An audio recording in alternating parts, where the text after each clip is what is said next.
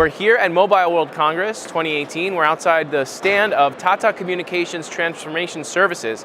We've just recorded a conversation with Madhu, who's the chairman and CEO of TCTS, and Nick Willetts from the TM Forum about the future telco. Let's have a look. Hi, this is Madhusudhan, CEO Tata Communication Transformation Services. Today I'm in conversation with Nick. Welcome Nick, nice seeing you. Nice to be here. CEO of TM Forum. And then today's conversation, I thought we should talk about the future of telco and the transformation priorities which we have been seeing. So any thoughts around it, Nick, based on you have seen the various telcos across the globe? And then as Tata Communication Transformation Services, we do have certain focus areas. So I just want to get your thoughts around how it is going, and then future of telco, and then how the telco transformation itself is happening. Sure, and thanks for having me, Madhu.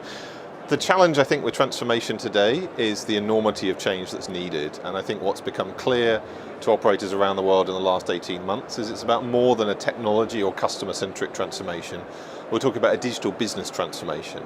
And that, in companies of the size we're talking about, is really complicated. You've got multiple different facets of the change that needs to happen. So we believe that you have to go through a pretty dramatic process of simplifying the business, looking at how you can really change the levels of automation across the business, and then really turning into an intelligence-driven, data-driven business. If we look at what's happening in the market today, we see two facets in play. The first is a split ambition. Some telco operators looking to say, I just want to be a more digital version of what I am today. More efficient, more customer-centric, but ultimately in the same business. And that accounts for maybe 45% of companies that we've surveyed around the market. If we go beyond that and we look at those who have greater aspirations, we see just over half of operators saying, actually, I've got ambitions into a broader role, really becoming what we would call a digital partner into the market, thinking beyond connectivity. To do that requires a different level of transformation, requires executing on a more holistic business transformation.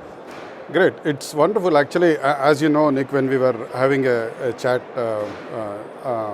otherwise, if you see that even from the Tata Communication Transformation Services, which we call it as TCTS, the framework also revolves around that. In fact, recently when we went through the surveying about 60 plus service providers across the globe, in fact, we could come out their priorities based on that. Actually, we could come out the transformational priorities which these people are pretty much simplify, automate, and then basically how the revenue enhancement or business transformation itself is going to look at as such. So we just created a framework around this. Initially, as all of us know, that for any telcos or something like that, it was more specific to how the network elements get managed, or the physical network management was the priority. As we move further and further, it went into the intelligent way of network management, or the more OSS and BSS are surrounding that actually. As we move further and further, it is getting smarter operations actually. What this means is smarter operations is not something which any of us haven't heard of, but when you look at it, there is quite a lot of investment which has already gone in across the service providers. Utilizing the systems which are there, utilizing the various tools and automation what they have. How do you make a layer which basically means, one, from a service provider perspective, it is that much more economical. At the same time, from a user, which is the customer, or whether it is B2B, B2C, or any of those, how do they see the perceivable difference around it? That's where is the smart operations which you see. So that's where we looked at some specific areas around predictive analytics, or analytics as a whole, which enables our overall operational transformation itself. This also reminds me that in one of the engagements which we had with a large enterprise, what we were working, that's basically, it's a consortium for which we worked on. How does a whole,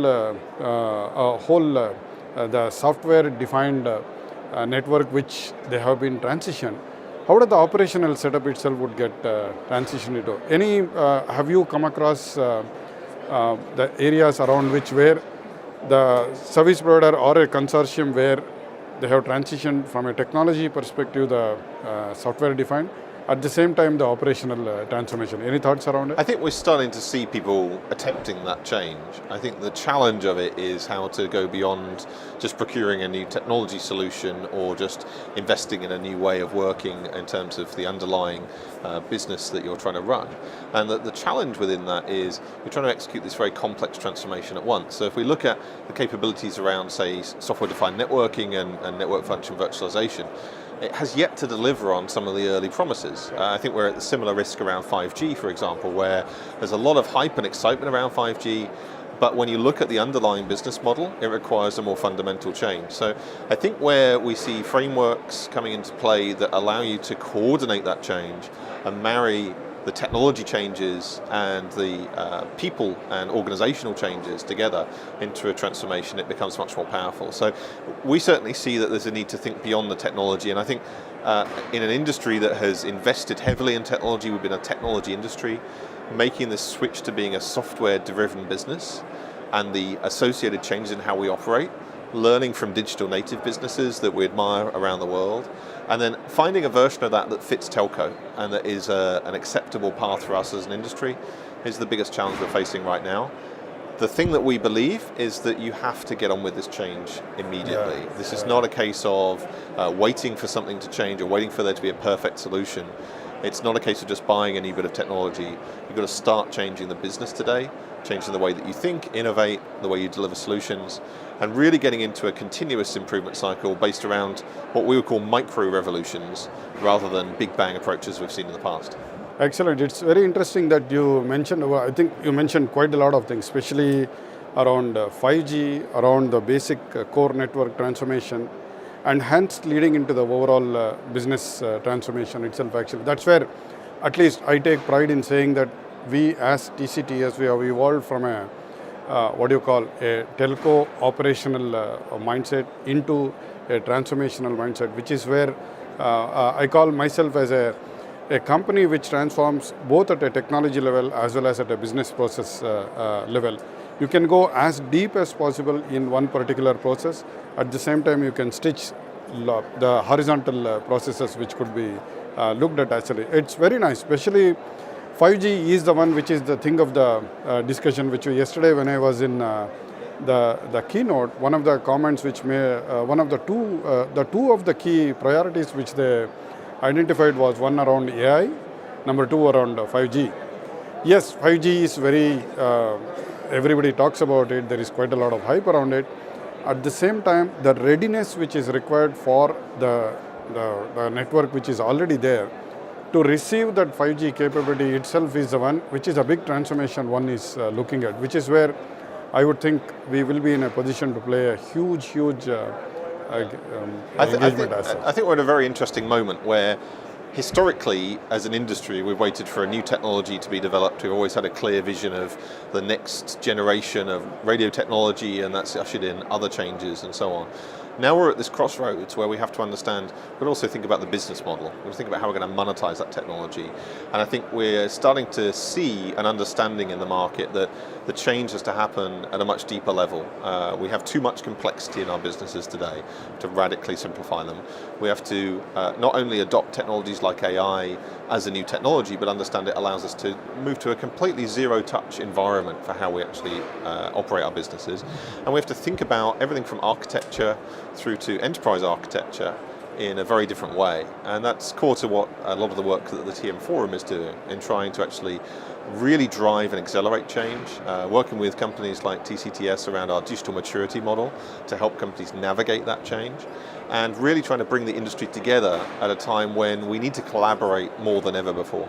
Absolutely. It's good that, in fact, personally I'm quite bullish about the DMM model itself, digital maturity model. In fact, as we speak, quite a few of our smart engineers are getting trained around it. As we speak, we are also looking at how this could be done on the live network and then see the outcome of that whole digital maturity model itself. I think that itself should be a transformational aspect leading us into receiving 5Gs or the SDNs or NFEs onto the network, ultimately into, it could be a virtual network, it could be a network on the cloud, or any of those futuristic innovations which are happening.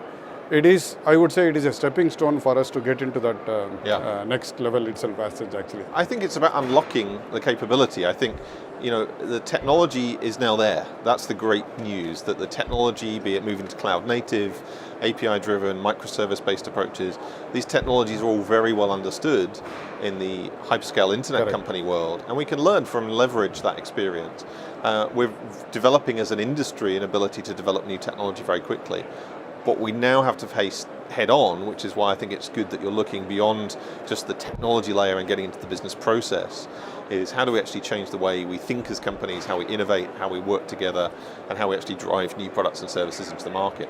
If we can address that challenge, and we can give ourselves as businesses the agility we need to actually seize those opportunities, we can move at the kind of clock speed we see hyperscale internet companies moving at, and that allows us to be much more competitive than we've been in the past. So for me, the technology is there. There's a lot of work to do. It's something that as technologists, of course, it excites us, but we can't ignore the fact that we've also got to make a much more challenging cultural change, much more challenging organizational structural change, and we've got to be pretty ruthless in terms of simplification in order to get there as well. Absolutely, it's wonderful chatting up with you, Nick, and I think there are quite a lot of learnings which me as TCTS or me as an individual could get from what as TM Forum itself has been doing it. And also the engagement what we have, especially around the digital maturity model and then transformational aspects and the learnings what we have as TCTS itself. I think that should be the next areas where we would be focusing on. Thanks a lot. Thank you. Great. Thanks, Madhu. Thanks very much.